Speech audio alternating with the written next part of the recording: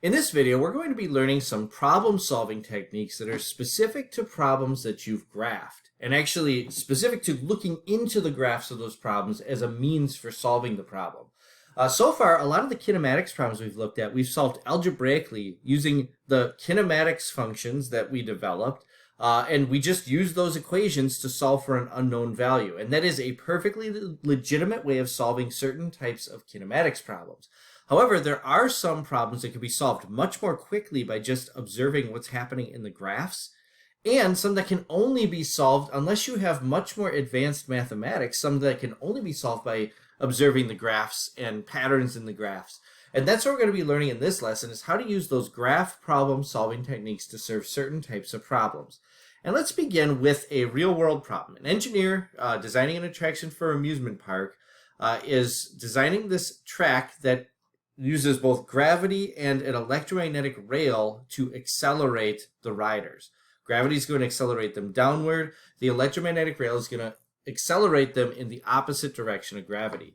So the combined effects of this vertical drop, and what happens is these riders are towed to the top of this vertical section of track and then released. So gravity is pulling them downward. But immediately there's track curvature, and there's also an electromagnetic rail and track curvature, and together those are applying this building force. So this force starts off small, so there's this small acceleration forward, and then it becomes powerful enough to overcome the acceleration due to gravity that's accelerating these riders backward, and then it becomes greater and greater and greater and starts to accelerate them forward. So we have this gradually changing acceleration, and that's what makes this problem different from other kinematics problems. In other kinematics problems, we worked problems that had a constant acceleration, or we could assume a constant acceleration. In this case, we know that the acceleration is changing at a constant rate from negative 9.8 to 19.6 meters per second squared over 5 seconds. And that 5 seconds value, we're not given anything that makes that value special. Like, we don't know if that's the point at which the riders come back to rest at the top of the vertical section, or if that's their fastest point or their slowest point. There's nothing special about 5 seconds. We just need to find what the velocity is at 5 seconds using our function. And let's see if we can figure that out based on what we're given here. So I'm going to make a graph to start off of our acceleration. And this acceleration time graph is going to look similar to how our velocity time graphs have looked so far, with a constant acceleration. In this case, our acceleration is changing gradually from negative 9.8 to positive 19.60 meters per second. Now, I don't have kinematics equations to deal with this. Our kinematics equations were all for constant acceleration. So I can't just use those equations. If I was going to use kinematics equations, I would need to develop a set of equations that resulted in a cubic equation for distance time instead of my quadratic version of that equation. So let's see if we can solve this without having to derive and develop those new equations. Now, I don't have a kinematics equation, but I do know some things about graphs, and I'll bet you I could figure out some things about this graph. Now, if I just plot what I already know, I know that there's 2 points on this acceleration time graph, 0, negative 9.8, and 5, 19.6. Those were given in the problem. Can I figure out the point where this curve crosses the x-axis? Well, I sure can, using graph relationships that I already know. I know that the equation of a straight line is y equals mx plus b. That's the slope-intercept form. And I know some values. I know the y-intercept is negative 9.8, so I can plug that in for b. And I can also figure out the slope here. The slope is the rise over run, and I have 2 points, so I can just figure out the rise over run between those 2 points. It's going to equal 19.6 minus a negative 9.8. It's important to subtract the negative there, divided by 5 minus 0. And when I go ahead and solve that, I find that my slope is 5.88. And because I was dividing meters per second squared by seconds, this is going to be in units of meters per second cubed. All right, or meters per second squared per second. All right, so I have my slope, I have my y-intercept. I can go ahead and plug those into my equation. And now, if I want to solve for t equals 0, I'm just going to plug in 0 as my y-axis acceleration value and see at what time my acceleration is 0. So I'm solving for x, which in this case is really t time. Let's go ahead and solve this and see what we get. We'll start by adding 9.8 meters per second squared to both sides to get the x term on a side by itself. And then we're going to divide both sides by 5.88 meters per second cubed. And if I do unit analysis on that, meters per second squared divided by meters per second cubed, that's going to bring seconds cubed up into the numerator and meters in the denominator. It's going to cancel off everything except for seconds, so that makes sense with time. I'm going to find that my time value is 1.67 seconds. I'm just going to go ahead and enter that into our graph so that we remember it. Now, why did I solve for that? Well, anytime a curve crosses the x or the y axes, that means something important for the graph. In this case, that's going to be the position at which the negative acceleration stops, and I'm going to, after that point, be accelerating in the positive direction. Let's see. So if I'm accelerating in the negative direction for a time, and I'm accelerating in the negative direction, accelerating, and all of a sudden I reach the point at which I'm no longer accelerating in the negative direction, what does it mean for my speed? Well, if I'm accelerating negatively and accelerating in the negative direction, it means I'm going to be speeding up backwards. But then when that acceleration reaches zero, I'm no longer speeding up in the backwards direction.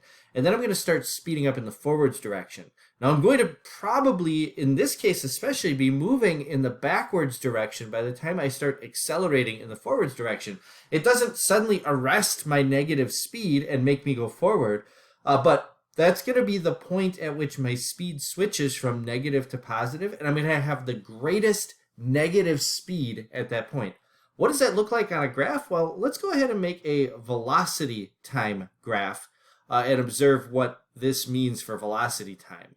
So I'm just going to put 0, 0 on this graph if I'm able to. Let me think about the problem. We have a group of riders being released from rest. So at time 0, that means they are not moving yet, 0 meters per second. So that is a valid point. I know that there's going to be a minimum speed at 1.67 seconds. And why is it the minimum? Well, we've been accelerating in the backwards direction for a time. And at that point, we're going to start accelerating in the forward direction, which means my speed is going to start increasing. It's still negative. It's still going to be backwards, but it's going to start increasing at that point. Any other points that I know? Well, I'm just going to assume this is going to be a parabola, because I know that if I have acceleration constantly changing in a linear way, acceleration is the slope of the velocity time graph.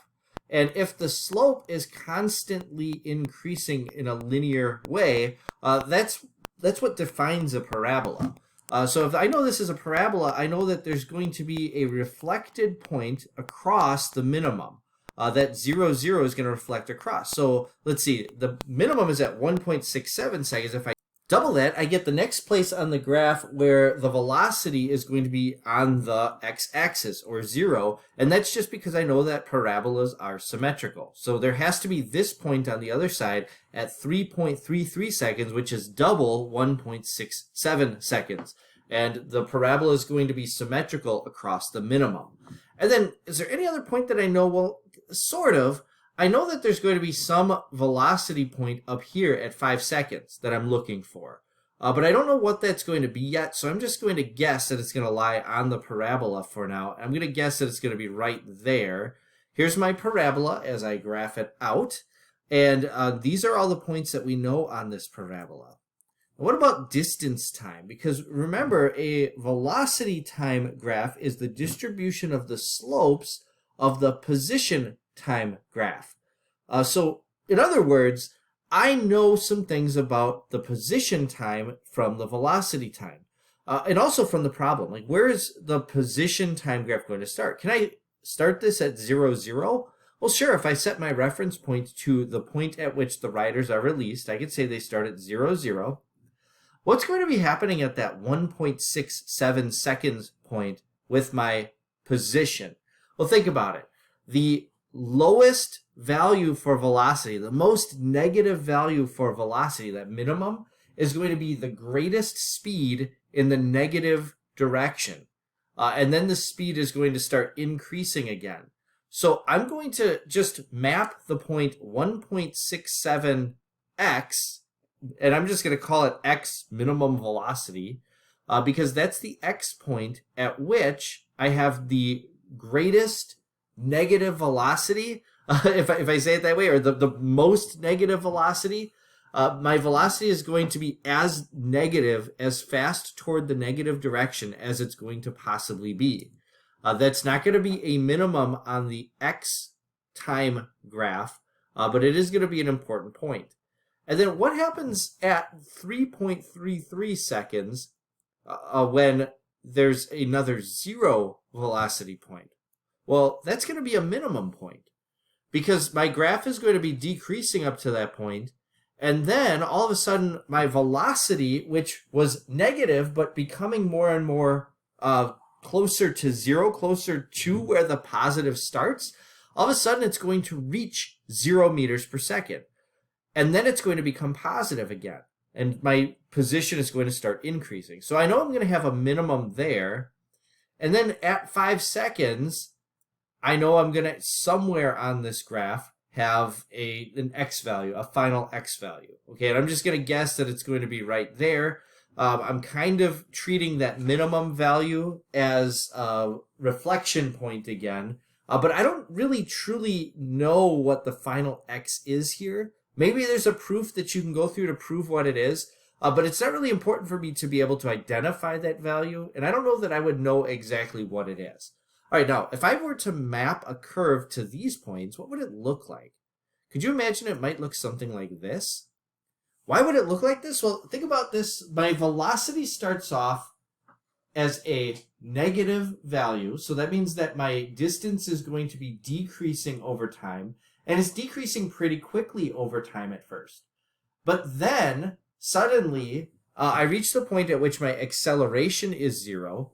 My velocity is no longer decreasing. Okay, so notice that as my velocity was decreasing, that means that the position on the position time graph, my position was becoming more and more downward sloped over time, because the rate at which the position was decreasing was getting greater and greater, until 1.67 seconds where it levels off, and now my velocity is going to start increasing. It's still negative, so my slope is still going to be negative on my position time graph, but it's gradually getting less and less steep until I reach 3.33 seconds, at which point my velocity is 0, and that means that I'm at a minimum point on my position time graph.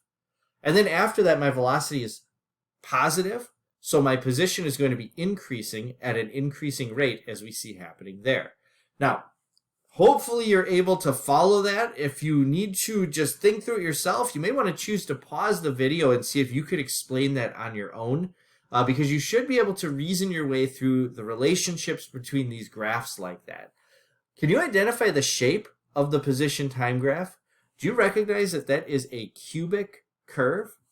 And that's going to be true whenever I have a parabolic velocity. My position time graph is going to be 1 degree above that. So it would be a cubic graph. All right, so we still haven't figured out what the question is asking. The velocity of the rider is at 5.0 seconds. We're actually looking for the velocity at this point here. Are we able to do that from what we're given? Well, again, we can't use kinematics equations, but we might be able to use some graphic relationships. All right, so first of all, the velocity time graph is the distribution of slopes. We used that to figure out the position time points. And we know that the acceleration time graph is the distribution of slopes of the velocity time graph. So it's actually a graph of the slopes of velocity time.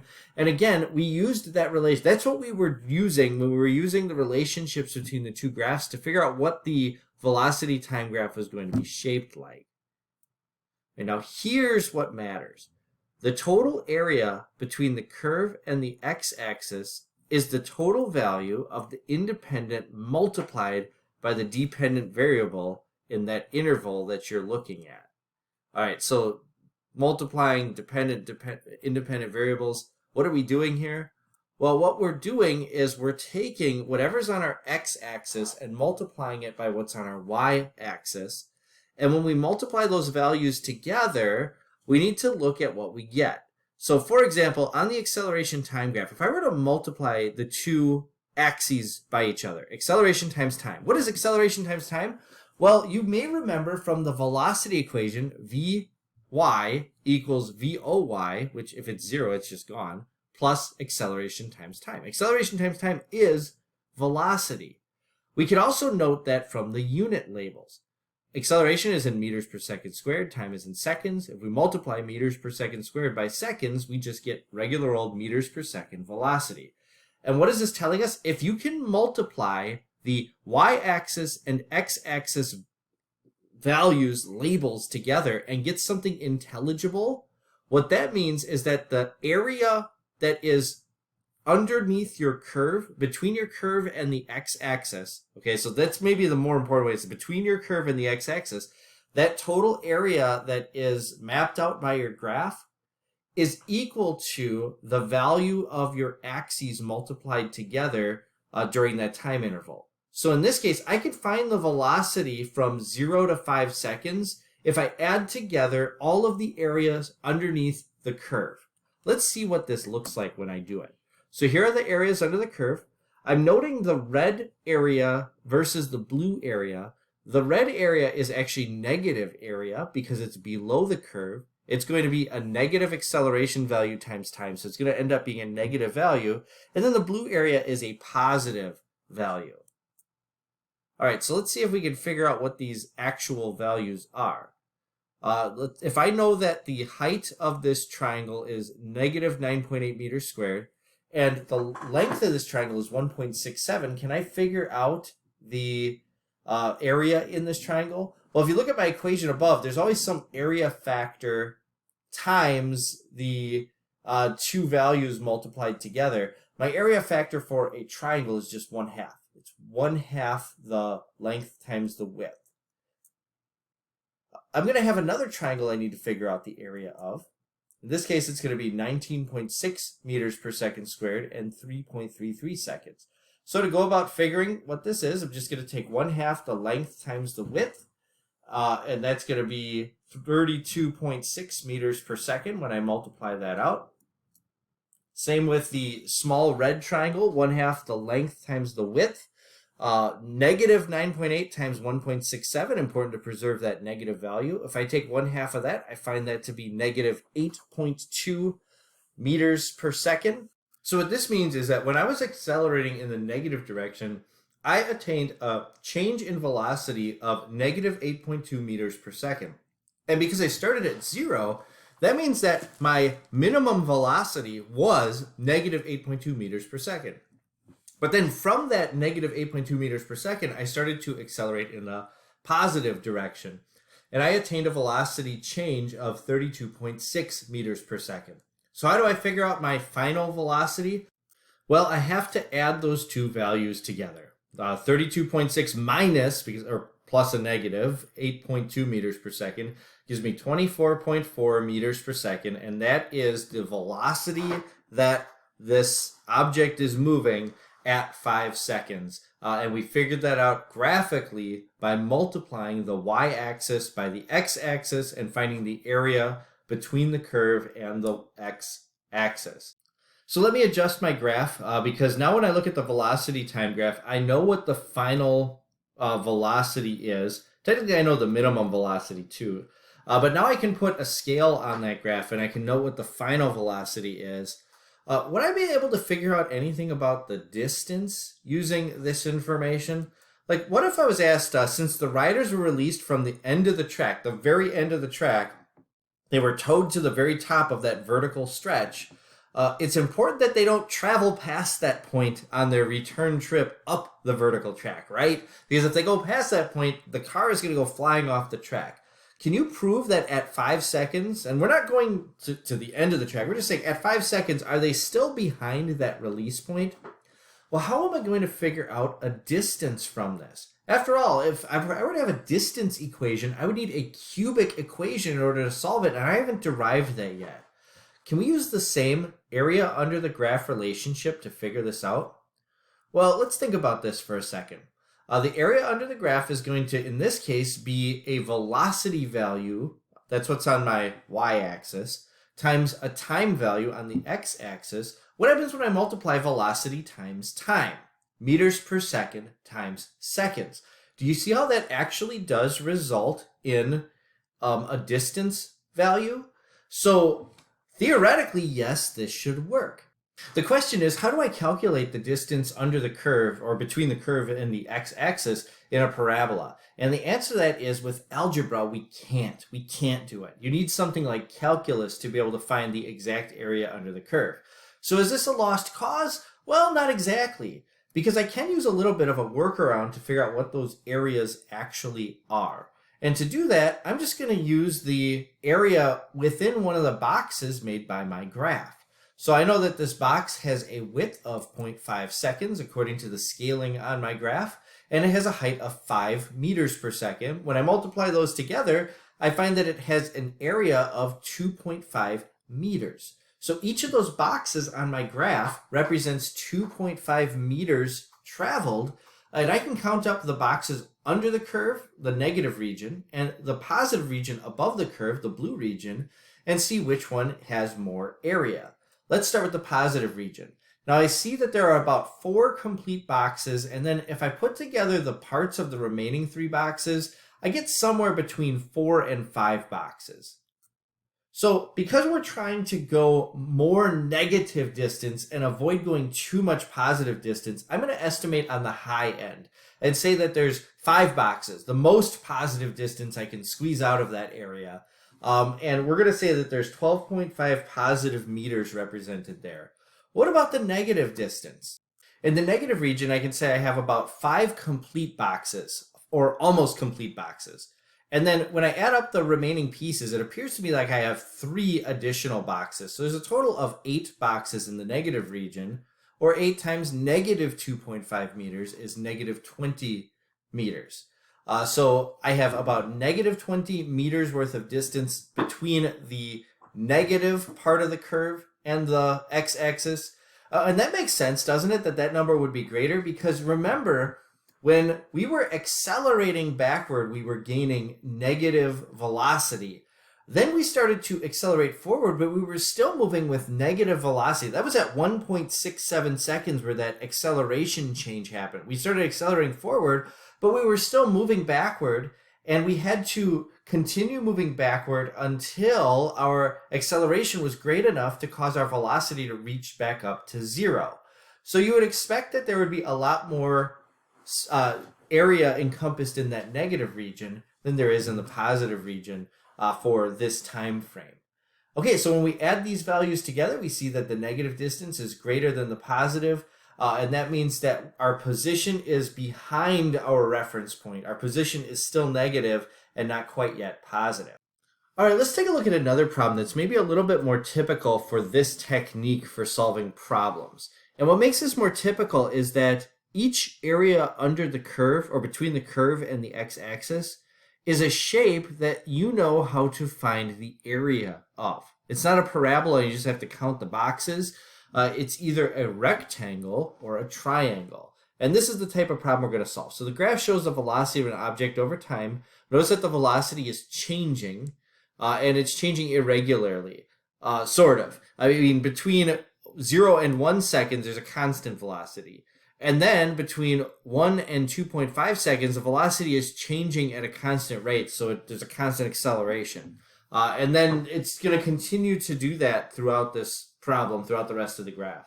So the question is, what is the final position of the object? Can you figure that out from this graph? Well, we could go into individual kinematics equations for each region. So we could use the kinematics equation for a constant speed of 4 meters per second for 1 second.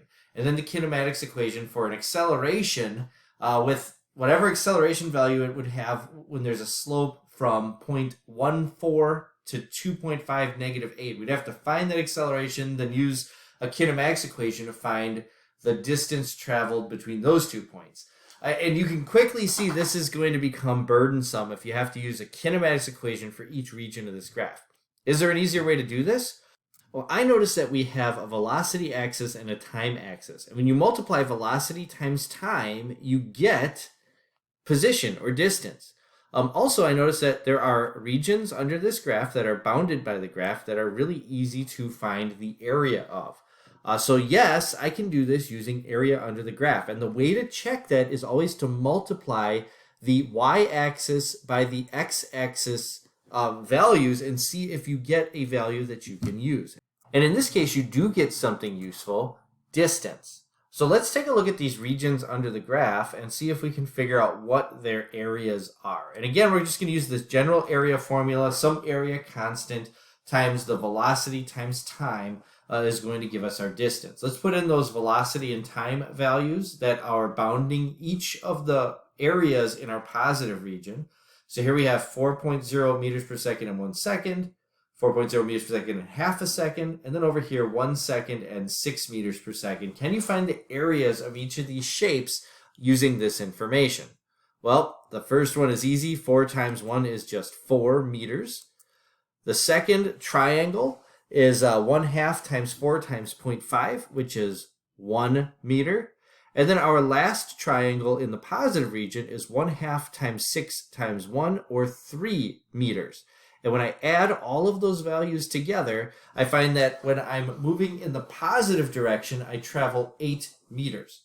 But what about the negative direction? We need to look at our negative region as well. Here are the values from the negative region. We'll start with 1 second and 8 meters per second, 0.5 seconds and 8 meters per second. And then finally, that 8 meters per second also bounds that last little 0.5 second segment. So let's calculate each of these areas. 1/2 times -8 times 1 second is -4 meters. And then I'm going to have a similar equation here, except it doesn't have a half in front because it's just a rectangle. -0.8 meters per second times half a second is -4 meters. And then lastly, 1/2 times -8 meters per second times half a second is 0.2 meters in the negative. That's going to be that last triangle. So I go a total negative distance of -10 meters in this region. So I start going positive, and then I turn around and go a negative distance, and then I go back a positive distance again. What is my final position? Well, it's going to be all of these values added together, or just those two final values if you want. 8 plus -10 is going to be -2 meters. So after all of this traveling, I'm 2 meters behind my starting point. And we figured that out just by using the areas under the graph. So we didn't have to worry about kinematics equations here at all. Let's take a look at one final example. Construction workers working on buildings wear hard hats because objects can fall fast when accelerated due to gravity.